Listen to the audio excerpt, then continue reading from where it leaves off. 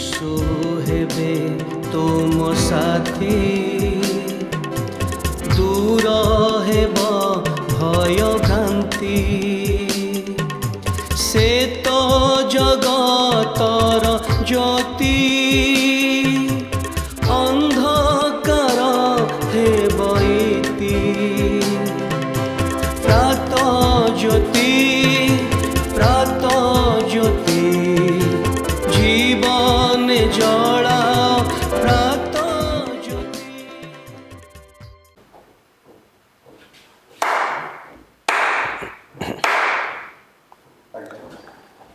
प्रिय बंधु नमस्कार। ख्रीष्ट सम्मिलित मंडली भुवनेश्वर आनुकूल्य रे नियमित प्रसारित होउथबा यूट्यूब चैनल रो ए विशेष कार्यक्रम प्रात ज्योति एई कार्यक्रम को आपन को स्वागत करूछि। नियमित आपण एई कार्यक्रम देखिबा द्वारा ईश्वर ठारू आशीर्वाद प्राप्त हेउछंती सेथिपा आमने प्रभु को धन्यवाद दो। आपण को निकट रे मध्य धन्यवाद अटू एई कार्यक्रम आपण को पाई जहा आशीर्वाद आनिछि सेथिरे आपण आनंदित अटंती ताहले अन्य मान को निकट रे मध्य यार लिंक को शेयर करिया पाई भूलंतु नाही। आमने एई कार्यक्रम रे ईश्वरंकर वाक्यरु किछि ध्यान करिथाउ जहा आममानकर व्यक्तिगत व्यवहारिक जीवन निमंते आवश्यक अटे। आमने आज गोटे विशेष विषय नहीं कि आलोचना करिबा जहा प्रभु यीशु निजे गोटे परिवार मध्य उपस्थित रहीकि कहिथिले बा अन्य भाव कह गले घोषणा करथिले। ईश्वरंकर वाक्य पवित्र बाइबल लुकलिखित सुसमाचार तार 19 अध्याय मु 9 पद एवं 10 पद पढ़ुअछि। सेथिरे प्रकार लेखा अछि सेथिरे यीशु तांको विषय रे कहिले आज एही गृह रे परित्राण उपस्थित होई अछि जेणु ए मध्य अब्राहम को जणे संतान कारण जहा हजी अछि ताहा खोजी रक्षा करिबाकू मनुष्य पुत्र आसी अछंती।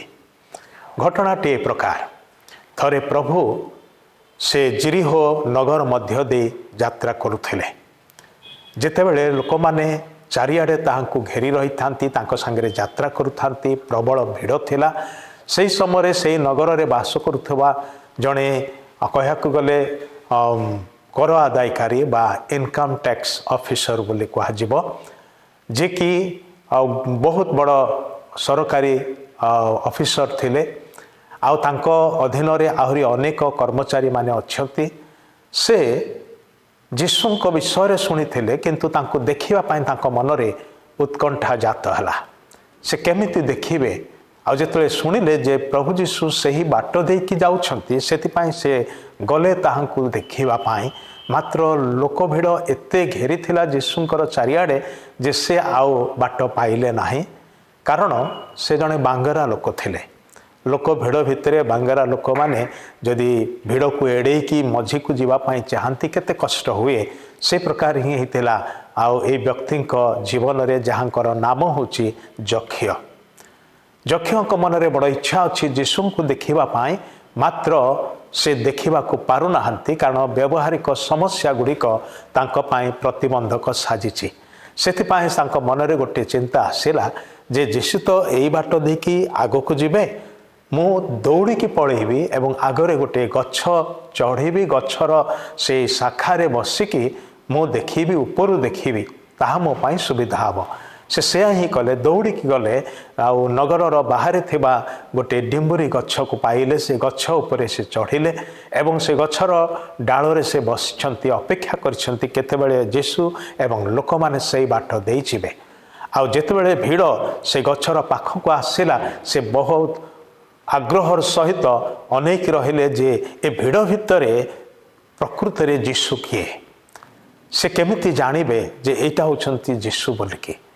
आउ से केबे यीशु को देखि नाहंती सुनी छंती तांको विषय रे किंतु केबे देखि नाहंती। ए प्रकार अवस्था रे आपण किंबा मु मध्य जहां को माने देखिबा को चाहूचु तांको चिन्हिबा कष्टकर हबो। आ जक्ष्यंक पाई चिन्हिबा सहज नथिला कारण से समय लोक माने जो पोशाक पिंधले प्रभु यीशुଙ୍କର पोशाक मध्य प्राय मिसी जाउथिला। अन्य माने जेमती देखा जाउथिले प्रभु यीशु मध्य प्राय सेमती देखा जाउथिले। सेतपाई निर्दिष्ट भाव रे एटा प्रभु यीशु बोली कि चिन्हट करिबा एटा सहज विषय नथिला जक्ष्यंकर पाई। मात्र से अनेक रही କାଳେ ତାହାଙ୍କର ସେ ଦୃଷ୍ଟିରେ ସେ ଆସିଯିବେ ଆଉ ତାଙ୍କୁ ସେ ଦେଖିବାକୁ ପାରିବେ। କିନ୍ତୁ ହଠାତ୍ କ'ଣ ହେଉଛି, ସେଇଠି ଜଣେ ଅଟକି ଯାଉଛନ୍ତି ଠିକ୍ ଗଛ ମୂଳରେ, ଉପରକୁ ଅନଉଛନ୍ତି ଏବଂ ଯକ୍ଷଙ୍କର ନାମ ଧରିକି ତାଙ୍କୁ ଡାକୁଛନ୍ତି, ଯକ୍ଷ ତମେ ଶୀଘ୍ର ଓହ୍ଲେଇ ଆସ, ଆଜି ମୁଁ ଅବଶ୍ୟ ତୁମ ଘରେ ରହିବି। ପ୍ରଭୁ ଯୀଶୁ ପ୍ରକୃତରେ ଜିରିଖୋ ନଗର ଦେଇକି ଯାଉଛନ୍ତି, ସେ ଜେରୁସାଲେମକୁ ଯାତ୍ରା କରିବା ପାଇଁ ଯାଉଛନ୍ତି। କିନ୍ତୁ ସେ ବାଟରେ ଗୋଟିଏ ଗଛ ଡାଳରେ ଜଣେ ବ୍ୟକ୍ତି ବସିକି ଅପେକ୍ଷା କରିଛନ୍ତି ତାଙ୍କୁ ଦେଖିବା ପାଇଁ। ଏ ବିଷୟଟା ପ୍ରଭୁ ଯୀଶୁ ଜାଣିପାରିଲେ ଏବଂ ସେ ଯକ୍ଷଙ୍କୁ ନାମ ଧରିକି ଡାକିଲେ, କହିଲେ ତୁମେ ଶୀଘ୍ର ଓହ୍ଲେଇ ଆସ, ଆଜି ଅବଶ୍ୟ ମୁଁ ତୁମ ଘରେ ରହିବି। ଯେଉଁଟାକି ଯକ୍ଷ କେବେ ବି ଆଶା କରିନଥିଲେ, ଭାବିନଥିଲେ। ତାଙ୍କ ମନରେ ଇଚ୍ଛା ଥିଲା କେବଳ ଟିକିଏ ଦେଖିପାରିଲେ ତାଙ୍କର ଜୀବନ ସାର୍ଥକ ହେବ। ମାତ୍ର ପ୍ରଭୁ କହିଲେ ମୁଁ ତୁମ ସହିତ ଯିବି, ତୁମ ଘରେ ରହିବି। ପ୍ରିୟ ବନ୍ଧୁ, ଆପଣଙ୍କର ଅବସ୍ଥା ଯାହା ହେଉଥାଉ ନା କାହିଁକି, ଗୋଟେ ବିଷୟ ମନେ ରଖନ୍ତୁ, ଯଦି ଆପଣଙ୍କର ହୃଦୟ ମଧ୍ୟରେ ଈଶ୍ୱରଙ୍କର ସାନ୍ନିଧ୍ୟ ପାଇବାର ଏକାନ୍ତ ଇଚ୍ଛା ଅଛି, ଈଶ୍ୱରଙ୍କର ସମ୍ପର୍କରେ ଆସିବାର ଇଚ୍ଛା ଅଛି, ତାହେଲେ ସେଇ ଇଚ୍ଛାକୁ ପରମେଶ୍ୱର ଦେଖୁଛନ୍ତି। ଆପଣ ଯେଉଁଠି ଅଛନ୍ତି ସେଇଠି ସେ ଆପଣଙ୍କୁ ଭେଟିବେ, ଆପଣ ତାହାଙ୍କର ଆୱାଜକୁ ଶୁଣିପାରିବେ। ସେ ଆପଣଙ୍କର ନାମ ଜାଣନ୍ତି, ଆପଣଙ୍କୁ ଜାଣନ୍ତି, ଆପଣଙ୍କର କ'ଣ ସବୁ ଅଛି ନ ଅଛି ସବୁ ବିଷୟ ସେ ଜାଣନ୍ତି, ଆଉ ସେ ଆପଣଙ୍କର ଆଗ୍ରହକୁ ସେ ସମାଦର କରନ୍ତି। ସେଥିପାଇଁ ସେ ଆପଣଙ୍କର ନାମ ଧରି ଡାକନ୍ତି ଆଉ କହନ୍ତି ତୁମେ ଶୀଘ୍ର ଓହ୍ଲେଇ ଆସ। ଗଛ ଡାଳରେ ବସି ରହିଲେ ହେବ ନାହିଁ। ତମେ ଯଦି ଯୀଶୁଙ୍କୁ ଦେଖିବା ପାଇଁ ଚାହୁଁଛ, ଯୀଶୁଙ୍କର ସମ୍ମୁଖକୁ ଆସ, କାରଣ ସେ ତୁମ ସମ୍ମୁଖରେ ଅଛନ୍ତି। ତାହାଙ୍କର ନିକଟକୁ ଆସିବା ଆବଶ୍ୟକ ଅଛି। ଯକ୍ଷ ଓହ୍ଲେଇଲେ ଏବଂ ଲେଖାଯାଏ ବାକ୍ୟରେ ଯେ ସେ ତାହାଙ୍କୁ ଆନନ୍ଦରେ ପାଛୋଟି ନେଲେ ଏବଂ ଗୃହରେ ଆତିଥ୍ୟ କଲେ। ଭାଇ ଭଉଣୀମାନେ, ପ୍ରଭୁ ଯୀଶୁ ଏ ପ୍ରକାର ଲୋକମାନଙ୍କୁ ଖୋଜୁଅଛନ୍ତି ଯେଉଁମାନେ ତାହାଙ୍କୁ ପାଇବାକୁ ଚାହାନ୍ତି, ଯେଉଁମାନେ ଜୀବନରେ ତାହାଙ୍କର ବିନା ରହିଛନ୍ତି, ଜୀବନଟା ଶୂନ୍ୟ ଲାଗୁଛି, ସବୁକିଛି ଥାଇକି ମଧ୍ୟ ପ୍ରକୃତ ଶାନ୍ତି ନାହିଁ, ସେ ପ୍ରକାର ଲୋକମାନଙ୍କୁ ପ୍ରଭୁ ଯୀଶୁ ଖୋଜୁଅଛନ୍ତି ନିଜର ଉପସ୍ଥିତି, ନିଜର ଆଶୀର୍ବାଦ ଏବଂ ଶାନ୍ତି ଦେବାର ନିମନ୍ତେ। ଆପଣ ସେଇ ବ୍ୟକ୍ତି ହେଇପାରନ୍ତି। ଆପଣଙ୍କୁ ଆଜି ପ୍ରଭୁ ଯୀଶୁ ପାଇବାକୁ ଚାହାନ୍ତି, ଆପଣ ତାହାଙ୍କର ରବ ଶୁଣିବେ କି, ତାହାଙ୍କ ନିକଟରେ ନିଜକୁ ଦେବେ କି? ଆସନ୍ତୁ ପ୍ରାର୍ଥନା କରିବା। ପ୍ରିୟ ପ୍ରଭୁ, ଆମେ ତୁମର ଧନ୍ୟବାଦ କରୁଅଛୁ। ଆମେ ତୁମକୁ ଖୋଜି ନଥିଲୁ, ଆମେ ତ ପାପର ଅନ୍ଧକାରର ଦୁନିଆରେ ହଜିଯାଇଥିଲୁ, ମାତ୍ର ତୁମେ ଆସିଲ ଆମମାନଙ୍କ ଭଳି ହଜିଥିବା ଲୋକମାନଙ୍କୁ ଖୋଜି ରକ୍ଷା କରିବାର ନିମନ୍ତେ। ଜଗତର ବିଭିନ୍ନ ବିଷୟ ଆମମାନଙ୍କୁ ବାନ୍ଧି ରଖିଥିଲା, ମାତ୍ର ତୁମେ ଆସିଲ ସେ ସବୁରୁ ମୁକ୍ତ କରି ତୁମର ନୂତନ ଜୀବନ, ଶାନ୍ତିର ଜୀବନ ଆମମାନଙ୍କୁ ଦେବାର ନିମନ୍ତେ।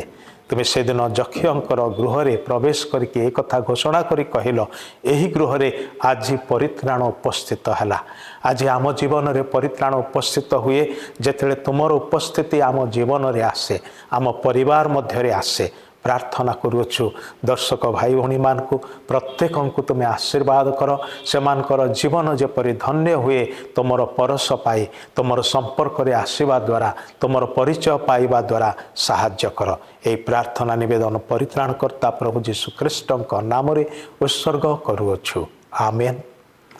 ବହୁତ ବହୁତ ଧନ୍ୟବାଦ। ପ୍ରଭୁ ଆପଣଙ୍କୁ ଆଶୀର୍ବାଦ କରନ୍ତୁ।